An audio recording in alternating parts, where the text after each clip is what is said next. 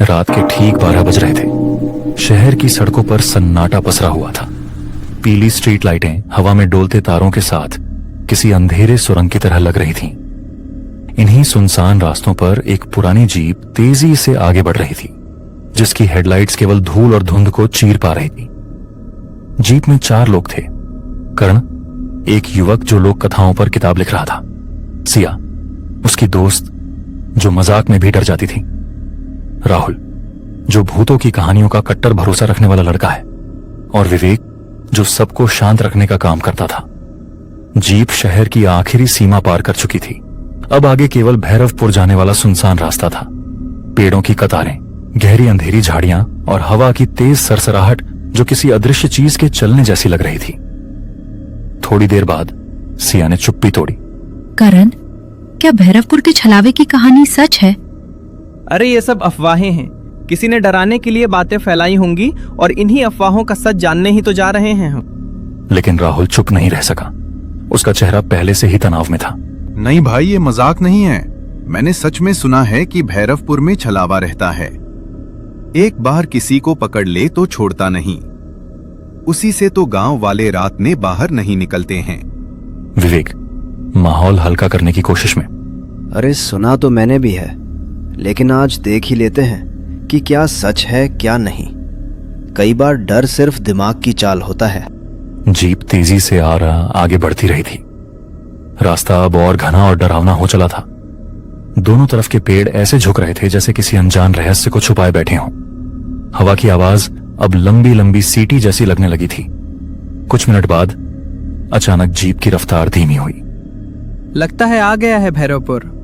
Jeep एक पुराने आधे टूटे हुए भैरवपुर के प्रवेश द्वार के सामने आकर रुक चुकी थी। द्वार काले पत्थरों से बना था जिन पर सफेद चूना उतर चुका था। ऊपर टूटी हुई लालटेन हवा में हिल रही थी, मानो कोई अदृश्य हाथ उसे धक्का दे रहा हो। द्वार की दीवारों पर बड़े बड़े अक्षरों में लिखा था, भैरवपुर में रात में प्रवेश वर्जित, छलावे से सावधान। चारों कुछ देर चुप खड़े रहे। सिर्फ हवा की आवाज कानों में घुस रही थी। करण ने गहरी सांस ली। उसने बाकी तीनों की तरफ देखा। चलो अब पीछे हटने का सवाल नहीं। जैसे ही उनके पैर जमीन पर पड़े, अचानक कहीं दूर से बहुत हल्की, बहुत धीमी कराह जैसी आवाज सुनाई दी। सिया ने डरकर करण का हाथ पकड़ लिया। तुमने सुना? ये क्या था? मैंने कहा था ना यहाँ कुछ है। करण चुप था। उसने सिर्फ प्रवेश द्वार के पार पड़े काले अंधेरे रास्ते को देखा, और पहली बार उसे भी महसूस हुआ कि शायद आज रात कुछ ऐसा होने वाला है जिसे ये चारों कभी भूल नहीं पाएंगे। भैरवपुर के टूटे हुए प्रवेश द्वार के सामने खड़े चारों दोस्तों के चेहरे पर अब डर की हल्की परत साफ दिखाई दे रही थी। करण आगे बढ़ा। उसके पीछे तीनों धीरे धीरे चल पड़े। रास्ता काली मिट्टी का था। दोनों तरफ ऊंची ऊंची झाड़ियां इतनी घनी कि हवा भी अंदर नहीं जा पा रही थी। कदमों के नीचे सूखे पत्ते चरमराते और आवाज इस गहरे सन्नाटे में बहुत ज्यादा तेज सुनाई देती। उनकी टॉर्च की रोशनी लंबी लंबी परछाइयां बना रही थी जो हर कदम पर रूप बदल रही थी। कुछ दूर चलने के बाद गांव के घर दिखे। ये गांव इतना चुप क्यों है? एक भी घर से लाइट नहीं आ रही। विवेक चारों तरफ देखा। पता नहीं, या तो लोग सो चुके हैं या... वो आगे कुछ कहता, उससे पहले झाड़ियों में कुछ तेजी से हिला। तभी राहुल पीछे हट गया। कुछ था वहां, कसम से कुछ था। करण टॉर्च लेकर उस दिशा में रोशनी डालता है। थोड़ी देर तक कुछ नहीं दिखता। फिर अचानक एक काली बिल्ली झाड़ियों से निकलकर रास्ता काटती है और अंधेरे में गायब हो जाती है। सिया राहत की सांस ली। ओह, सिर्फ बिल्ली थी। मेरी तो जान निकल गई थी। नहीं, बिल्ली से पहले भी कुछ था। उस झाड़ी में 2 लाल सी चमकती आंखें दिखी मुझे। ये सुनकर सब रुक जाते हैं। हवा जैसे एक पल के लिए थम जाती है। कर्ण माहौल संभालता है। देखो, डर दिमाग पैदा करता है। अभी तक सब नॉर्मल है। हम गांव के अंदर जा रहे हैं, बस। वे फिर आगे बढ़ते हैं। कुछ देर बाद वो एक चौराहे तक पहुंचते हैं। बीच में टूटी फूटी चबूतरा जैसी जगह है जिसके ऊपर एक पुरानी घंटी लटकी है। घंटी ऐसी लग रही थी जैसे सालों से किसी ने छुआ तक ना हो। तभी अचानक घंटी अपने आप बज उठती है। चारों एक झटके में उछलकर पीछे हटते हैं। ये किसने बजाई? विवेक चारों तरफ देखा, वहां कोई नहीं था। मैं कब से बोल रहा हूं, कोई हमारे साथ चल रहा है जो अदृश्य है। तभी करण ने देखा चबूतरे के पीछे की दीवार पर किसी ने लाल मिट्टी से कुछ लिखा हुआ था। वो आगे बढ़ा और टॉर्च की रोशनी डाली। लिखा था, छलावा सच है, रात को मत रुको। करण के चेहरे का रंग उड़ गया। करण, अब बताओ, ये भी अफवाह है? ये भी किसी ने मजाक में लिखा है? करण कुछ नहीं बोला। उसके अंदर भी अजीब डर उठ रहा था जिसे वो छुपा रहा था। चारों ने फैसला किया कि गांव के और आगे चलकर देखें। जैसे ही वे चौराहे से आगे बढ़ते हैं, राहुल अचानक रुकता है। उसकी नजर एक घर की खिड़की की ओर जाती है। वो देखो, उस खिड़की में कोई खड़ा है। बाकियों ने तुरंत मुड़कर देखा और खिड़की के अंदर बहुत ही हल्की, बिल्कुल स्थिर एक लाल साड़ी पहनी हुई एक औरत, सर पल्लू से ढका हुआ, ना हिली न मुड़ी, बस खड़ी रही। करण टॉर्च उठाकर रोशनी डालता है। रोशनी खिड़की पर पड़ती है, लेकिन परछाई गायब। उसी सेकंड घर का दरवाजा अपने आप जोर से बंद हो जाता है। सिया लगभग रो पड़ती। करण, वापस चलो, यहाँ कुछ ठीक नहीं है, प्लीज। सभी भयानक डर चुके हैं। उनके दिल की धड़कन तेज हो चुकी है, लेकिन करण के जिद्दी मन में एक ही बात घूम रही है। अगर सच में छलावा है तो उसे रिकॉर्ड करना, उसकी सच्चाई समझना, यही मौका है। सिर्फ 5 मिनट, बस उतना, फिर हम लौट जाएंगे। सब न चाहते हुए भी तैयार हो जाते हैं और जैसे ही वे वापस मुड़कर आगे बढ़ने लगते हैं, कुछ दूर से आती है एक बहुत धीमी, बहुत दर्द भरी रोने की आवाज। आवाज बिल्कुल इंसानी थी, पर उसमें कुछ ऐसा था जो इंसान ही नहीं था। चारों डरकर वहीं जम जाते हैं। राहुल, ये वही आवाज है, भैरवपुर वाली छलावे की रोने की आवाज जो हमने पीछे सुनी थी।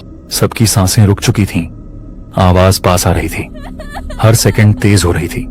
करण की टॉर्च कांप रही थी। उसने धीरे से बोला, डरो मत, पहले देखेंगे कौन रो रहा है। लेकिन उसकी बात पूरी होने से पहले पेड़ों के पीछे काली झाड़ियों के अंदर कोई धीरे धीरे खड़े होने लगता है।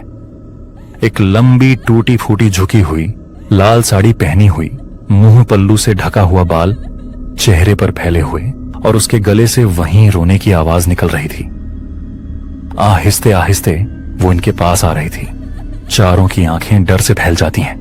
सिया चीखती, करण, वो इंसान नहीं है। अब चारों की सांसें अटकी हुई। करण ने कांपते हाथ से टॉर्च से उस दिशा में रोशनी डाली। जैसे ही रोशनी छलावा पर पड़ी, वो झटके से रुक गई। लेकिन उसका रोना और भी तेज हो गया, मानो उसे रोशनी से तकलीफ हो रही हो।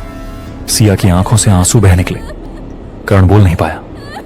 पहली बार उसकी खुद की आवाज अटक गई। तभी राहुल ने सबसे डरावनी बात कही, देखो, इसके पैर सीधे नहीं हैं और हवा में भी हैं। सबकी रूह तक कांप गई।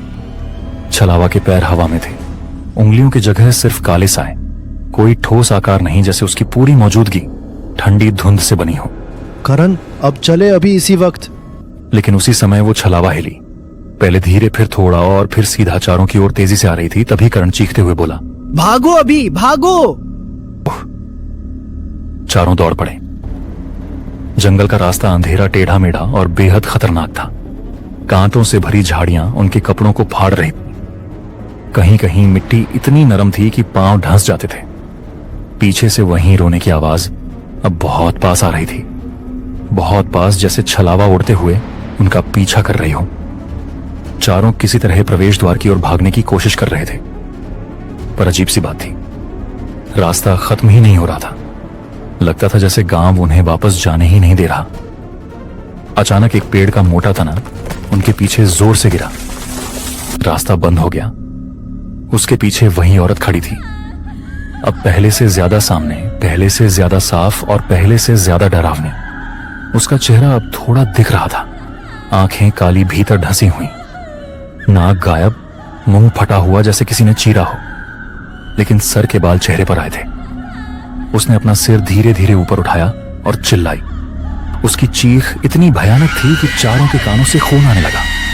दृश्य धुंधला पड़ रहा था। सिया बेहोश होने लगी। राहुल घुटनों पर गिर गया। विवेक ने कान पकड़ ली। करण चक्कर खाकर डगमगाने लगा। कुछ पलों बाद करण सभी को संभालते हुए भागने का रास्ता देखा। भागो अभी, भागो। कुछ दूर भागने के बाद गांव के किनारे उन्हें भैरवपुर का बूढ़ा चौकीदार दिखा। पीला चेहरा, डरा हुआ, हाथ में पुरानी लालटेन। वो कांपती आवाज में बोला, तुम लोग जिंदा कैसे बच गए? छलावे ने आज तुम्हें कैसे छोड़ दिया? चारों ने एक दूसरे की तरफ देखा। मैंने अभी छलावे की चीख सुनी थी। तुम चारों कैसे जिंदा? वो हमारे पीछे थी। हम बस भाग रहे थे। वो इंसान नहीं था, उसके पैर जमीन पर नहीं थे, वो उड़ रही थी। ये कौन है और हमें मारने क्यों आई थी? बूढ़ा चौकीदार गहरी सांस लेता है। उसकी आंखों में ऐसा दर्द था जैसे वो बात कई सालों से दबाए बैठा हो। जिसे तुम छलावा कहते हो, वो कभी एक लड़की थी। चारों ने एक दूसरे की ओर देखा। डर और जिज्ञासा दोनों बढ़ गए। लड़की कौन है? बूढ़ा धीरे धीरे बोलना शुरू करता है। तभी चौकीदार को एक अदृश्य शक्ति झाड़ियों में खींच कर ले जाती है। चारों दोस्त ये देख काफी डर जाते हैं और समझ जाते हैं अब इनका क्या होने वाला है। भागो, जीप की तरफ भागो। चारों दोस्त अपनी जान बचाने के लिए उस दिशा में दौड़े जहां उन्होंने जीप छोड़ी थी। कांटे चुभ रहे थे, सांसें फूल रही थीं, लेकिन रुकने का मतलब था मौत। वे जीप तक पहुंचे। करण ने कांपते हाथों से चाबी लगाई। इंजन घुरघुराया और चालू हो गया। जीप टायरों की चीख के साथ आगे बढ़ी। हेडलाइट्स अंधेरे को काटते हुए टेढ़े मेढ़े रास्ते पर दौड़ने लगी। हम बच गए, हम निकल रहे हैं। लेकिन तभी धड़म, जीप एक जोरदार झटके के साथ रुक गई। इंजन बंद हो गया। ऐसा लगा जैसे गाड़ी किसी ने अपने हाथों से रोक लिया हो। अब क्या हुआ? गाड़ी क्यों रुकी? राहुल खिड़की से बाहर झांकता। टायर में कुछ फंसा है, शायद कोई लकड़ी है। राहुल, बाहर मत निकलना, दरवाजा मत खोलो। लेकिन राहुल की किस्मत में कुछ और ही लिखा था। उसने दरवाजा खोला और नीचे पैर रखा, झुककर टायर की तरफ देखा और लकड़ी निकालने लगा। तभी जीप के ऊपर छलावा खड़ी हो गई। राहुल की रीढ़ में सिहरन दौड़ गई। उसने धीरे से सिर उठाया। जीप की छत पर वो उसे घूर रही थी। पहले कि राहुल चीख पाता, छलावा झटके से झुकी। सिर्फ 1 सेकंड में राहुल गायब। ना कोई आवाज, ना कोई संघर्ष, सिर्फ सन्नाटा। जीप के अंदर तीनों जम गए। विवेक का सब्र टूट गया। वो बाहर आया, टॉर्च घुमाई। राहुल कहाँ हो भाई? तभी उसके कान के ठीक पास फुसफुसाहट। विवेक झटके से पीछे मुड़ा। वहां कोई नहीं, लेकिन अगले ही पल उसका सिर अपने आप पीछे की तरफ मुड़ा। हड्डियों के टूटने की भयानक आवाज गूंजी। विवेक का शरीर बेजान होकर गिर पड़ा। उसकी खुली आंखें अभी भी जीप की हेडलाइट को घूर रही थीं। सिया अब पागलों की तरह चीख रही थी। करण ने उसे पकड़ने की कोशिश की, लेकिन सिया ने डर के मारे दरवाजा खोल दिया और जंगल की तरफ भाग निकली। करण पीछे से चिल्लाकर, सिया रुक, सिया मेरे पास आओ। सिया राहत की सांस लेते हुए रुकी। उसे लगा करण आ गया। सामने एक धुंधली आकृति थी। मैं बहुत डर गई थी। रोते हुए वो आकृति धीरे धीरे रोशनी में आई। कपड़े करण के थे, कद करण का था, लेकिन जब उसने चेहरा ऊपर उठाया, चेहरा सिया का खुद का था, लेकिन फटा हुआ, खून से सना हुआ और मुस्कुराता हुआ। छलावा ने सिया की ही आवाज में दोहराया। मैं भी बहुत डर गई थी। सिया की चीख उसके गले में ही घुट गई। जंगल के उस हिस्से में अंधेरा छा गया। अब सिर्फ करण बचा था, जो जीप के अंदर अकेला बैठा था। चारों तरफ से आवाजें आ रही थीं। कभी राहुल की चीख, कभी विवेक की हंसी, कभी सिया का रोना, और फिर जीप की छत पर किसी के चलने की आवाज। थप थप थप। धीरे धीरे दरवाजे की तरफ।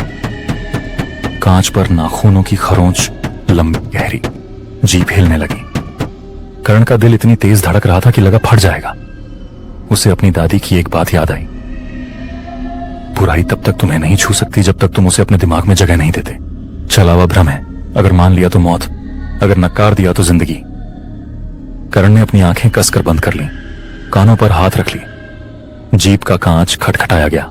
थक थक थक। आवाज मीठी, ममता भरी, लेकिन ठंडी।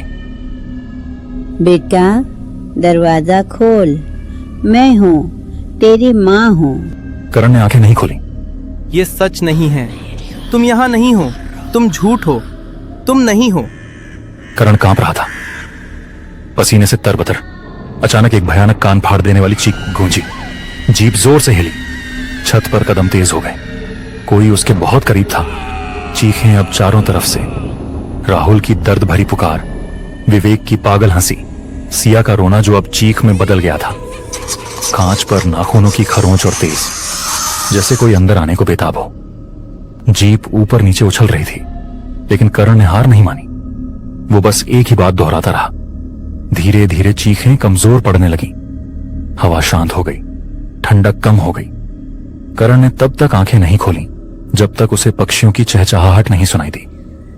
सुबह की पहली किरण फूट चुकी थी। करण ने धीरे धीरे आंखें खोली। वो जीप की ड्राइविंग सीट पर बैठा था।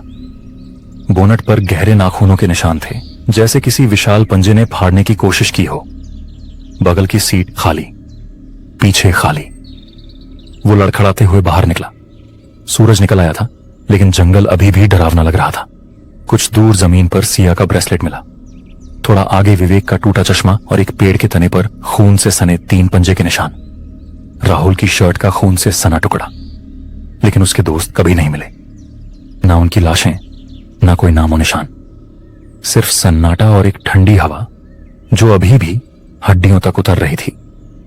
करण किसी तरह गिरते पड़ते मुख्य सड़क तक पहुंचा। वो बच तो गया, लेकिन अब कभी सो नहीं पाता। जब भी वो आंखें बंद करता है, उसे अंधेरे में वही आवाजें सुनाई देती हैं।